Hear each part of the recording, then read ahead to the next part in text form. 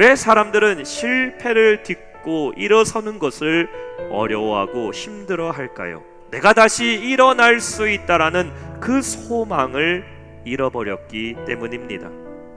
예배는 다시 일어나는 시간이에요. 하나님의 다시 일으켜 세우심으로 우리 안에 소망을 갖는 겁니다. 우리의 삶에 하나님의 뜻이 있어요. 하나님의 계획이 있습니다. 우리의 삶 가운데 하나님이 회복하시고자 하는 삶의 문제도 있습니다. 하나님이 여러분을 통해 이루시고자 하는 소망이 있습니다. 흔들리지 말아야 될 것은 하나님은 무엇이든지 할 수 있는 분이시며 하나님은 반드시 행하시는 분이심을 믿으시기 바랍니다. 오늘 말씀의 첫 번째, 하나님의 마음으로 기도했다라는 것입니다. 하나님의 마음으로 기도했습니다. 육신의 안락을 주고 있는 내 현재의 삶이 아니라 느헤미야의 영적인 고향, 날마다 돌아가기를 꿈꾸며 날마다 바라보고 기도했던 하나님의 성전이 무너졌다는 소식에 그는 슬퍼했다라는 겁니다. 하나님이 거하시는 성전이 황폐하게 됐다라는 것에 그는 슬퍼했다라는 것이에요.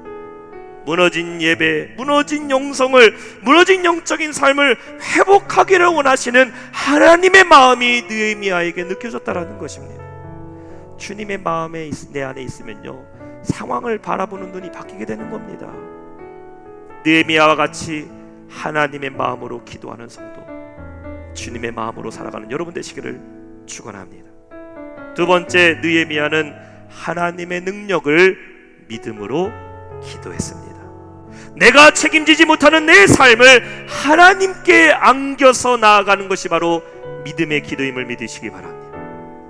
주님의 일을 하는 것이 사람의 뜻대로 하는 게 아니더라고요. 주님이 하시는 겁니다.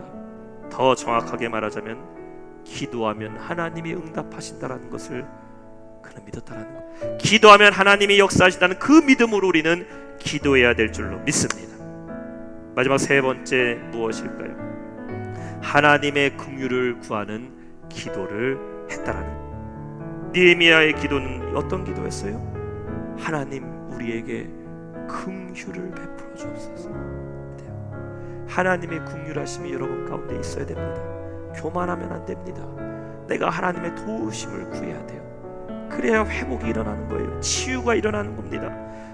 하나님이 도와주시기만 한다면 반드시 응답받는다라는 것이에요. 오늘 이 시간 예배를 통해 회복하시는 하나님, 긍휼을 베풀어 주시는 그 하나님을 경험하고 회복하는 역사가 나타날 줄로 믿습니다. 이전에 내가 뜨거웠던 신앙생활이 무너져 버렸습니다.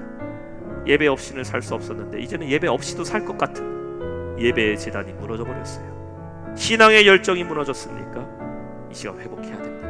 하나님의 마음을 품고 믿음을 기도하고 하나님의 긍휼하심, unfailing love, 그 긍휼하심을 바라보며 나아갈 때에 하나님이 여러분을 통해서 교회를 회복시키시고 동시에 오늘 예배를 통해 여러분의 모든 삶에 무너진 것들도 다시 돌아오고 다시 회복되는 역사가 임할 줄로 믿습니다. 이 믿음으로 살아가는 우리 모든 영락의 성도 되시기를 축원합니다.